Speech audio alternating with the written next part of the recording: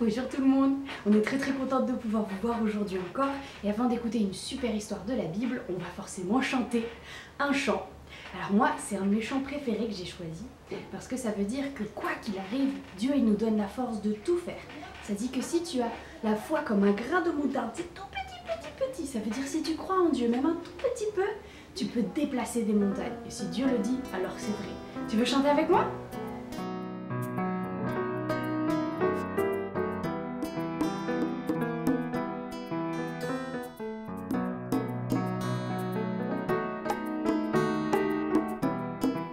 Si tu as de la foi comme un petit grain de moutarde, ainsi parle le Seigneur. Si tu as de la foi comme un petit grain de moutarde, ainsi parle le Seigneur. Tu pourras dire à cette montagne, arrache-toi et jette-toi dans la mer. Tu pourras dire à cette montagne, arrache-toi et jette-toi dans la mer. Et la montagne bougera de là, bougera de là, bougera de là. Et la montagne bougera de là, bougera de là, bougera de là. Et la montagne bougera de là, bougera de là, bougera de là. Et la montagne bougera de là, bougera de là, bougera de là. Si tu as de la foi comme un petit grain de moutarde, ainsi parle le Seigneur.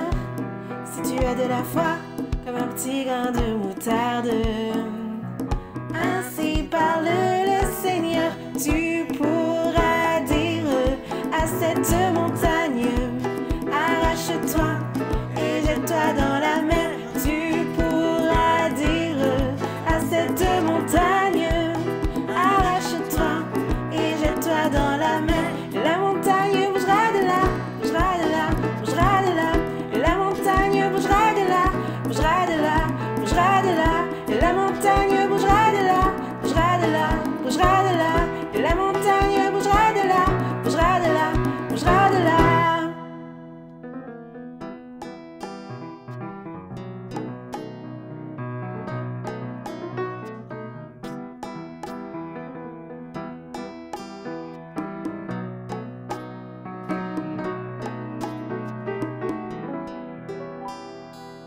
Tu pourras dire à cette montagne, arrache-toi et jette-toi dans la mer. Tu pourras dire à cette montagne, arrache-toi et jette-toi dans la mer. La montagne bougera de là, bougera de là, bougera de là. La montagne bougera de là, bougera de là, bougera de là. La montagne bougera de là, bougera de là, bougera de là. La montagne bougera de là, bougera de là, bougera de là. Salut les enfants!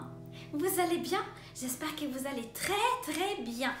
Moi, oui, je vais bien, mais je me suis fait un peu mal au doigt. Ce matin, j'étais au fourneau pour faire un bon gâteau, mais quand j'allais le sortir, aïe! Je me suis brûlée au doigt. Ouh là là, qu'est-ce que j'ai eu peur! Vous avez jamais eu très peur de quelque chose? Moi, ce dont j'ai le plus peur, c'est le feu. Oui, j'ai un peu peur aussi des araignées, mais j'ai surtout peur du feu. Parce que si on s'y rapprochait, même par erreur, on se brûlerait aussitôt. J'ai une super idée. Tu veux construire un volcan avec moi?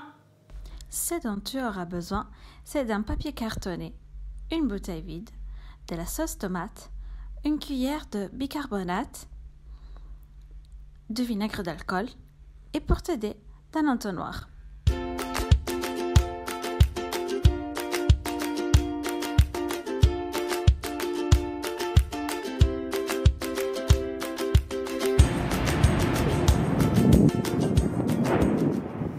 Waouh, quelle explosion! Tu as eu peur? Mais non, c'était pas du vrai feu. Par contre, tu sais quoi? Il y a quelqu'un dans la Bible qui a été jeté dans le feu et il a dû y rester pour un bon moment. Mais ils sont sortis sains et saufs, sans aucune blessure. Tu sais de qui on parle? Comment? Mais non, pas la torche humaine. Encore mieux, parce qu'ils étaient 3, 4. Et oui, parce que Jésus est venu avec eux pour les protéger et pour leur faire de la compagnie. Alors, vous avez deviné maintenant? Exact. On parle de Shadrach, Meshach et Abednego. Laure, tu veux en raconter un peu plus?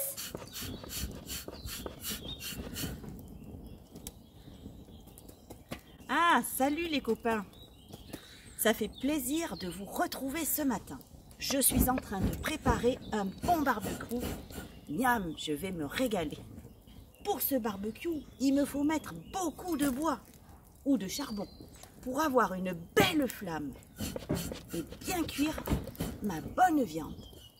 Ah là là, d'ailleurs, chaque fois que je prépare un barbecue et que je vois ces flammes, je me rappelle une histoire magnifique dans la Bible.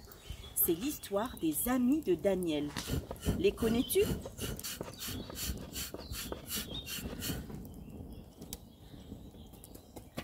Avant de vous la raconter, cette histoire magnifique, je vais préparer mes patates. Dans de l'aluminium, les patates au feu de bois, miam. Mais qu'est-ce qu'elles ont mes patates? Elles sont bien rigolotes, ne trouves-tu pas? Ou avant de les manger, il me vient une petite idée. Je vais peut-être les décorer. Et voilà, je te présente les héros de notre histoire. Tout d'abord, Anania, qu'on appellera plus tard Shadrach. Michaël, qu'on appellera Meshach. Et Azaria, qu'on appellera Abednego. Dur tous ces noms, hein? Allez, répète après moi. Shadrach, Meshach et Abednego. À toi. Shadrach, Meshach, Abednego. Il nous faudra aussi Daniel, le meilleur ami de Shadrach, Meshach et Abednego. N'oublions pas le grand roi Nebuchadnezzar. Nebuchadnezzar, du grand royaume de Babylone. Il était impressionnant et faisait peur.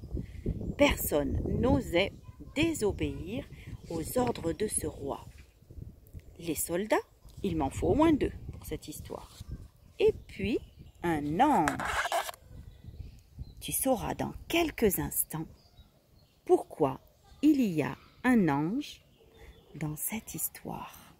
Dans la Bible, il nous est parlé d'un grand roi appelé Nebuchadnezzar, du pays de Babylone. Les rois qui régnaient là-bas étaient puissants et ils se croyaient invincibles.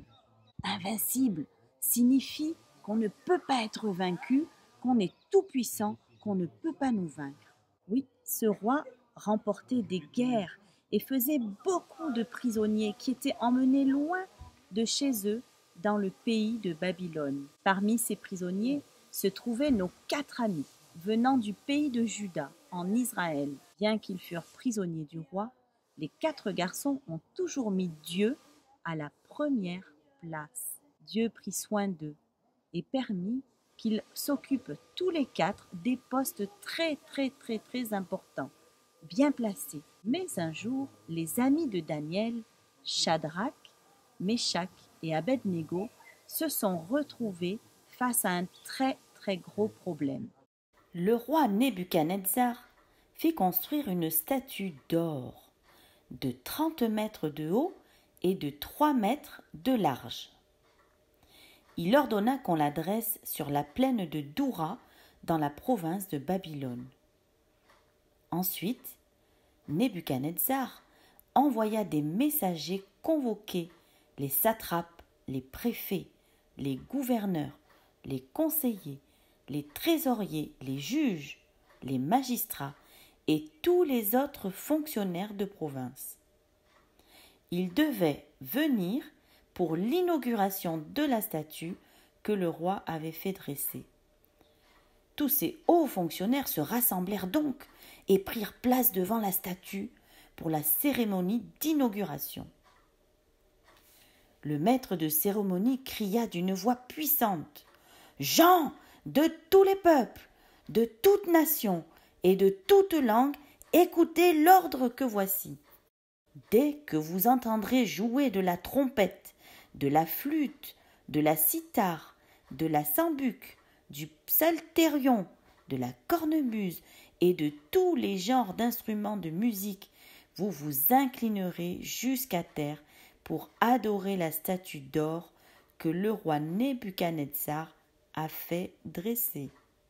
Si quelqu'un refuse de s'incliner et de l'adorer, on le jettera immédiatement dans la fournaise où brûle un feu intense. Ainsi donc, dès que les gens de tous les peuples, nations et langues entendirent jouer de la trompette, ils s'inclinèrent jusqu'à terre et adorèrent la statue d'or que le roi Nebuchadnezzar avait fait dresser. Shadrach, Meshach et Abed-Négo avaient un problème. La loi de Dieu disait d'adorer Dieu seul, mais le roi voulait qu'ils adorent la statue en or. Que pouvaient-ils bien faire? Comment s'en sortir quand quelqu'un veut me faire quelque chose de mal? Comment dire non? La Bible nous apprend que Shadrach, Meshach et Abed-Négo sont restés fidèles à Dieu. Ils étaient déterminés, décidés à obéir à Dieu qu'ils aimaient, même au péril de leur vie. Écoute la réponse que Shadrach, Meshach et Abed-Négo ont faite au roi. Très en colère, Nebuchadnezzar ordonna qu'on lui amène Shadrach, Meshach et Abed-Négo. Lorsqu'ils furent présents, le roi leur demanda: « Est-il vrai, Shadrach, Meshach et Abed-Négo, que vous refusez de servir mes dieux et d'adorer la statue en or que j'ai fait dresser?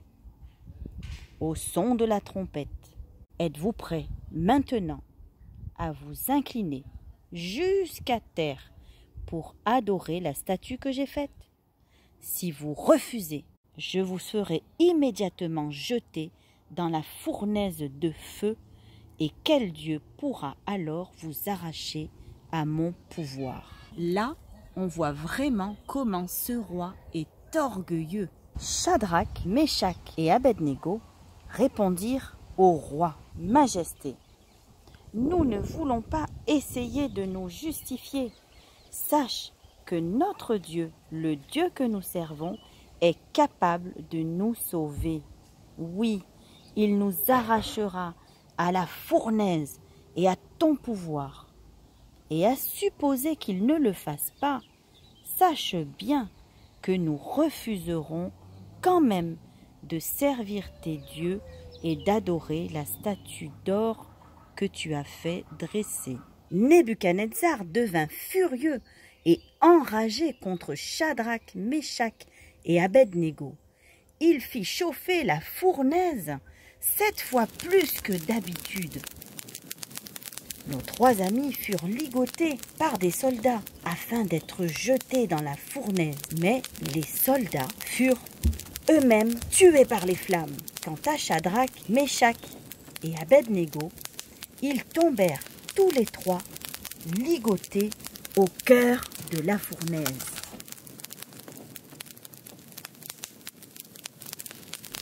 Soudain, le roi Nebuchadnezzar se leva, stupéfait, et demanda à ses ministres: « N'avons-nous pas jeté 3 hommes ligotés dans le feu? » « C'est exact, Majesté. »« Et pourtant, reprit le roi, je vois 4 hommes non ligotés qui se déplacent en plein milieu du feu. Ils ne portent aucune trace de blessure.